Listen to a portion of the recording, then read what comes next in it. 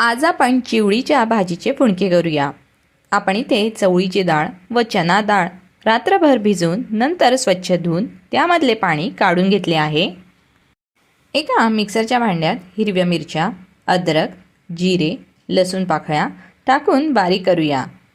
त्याच भांड्यात डाळ टाकून जाडसर वाटून घेऊया।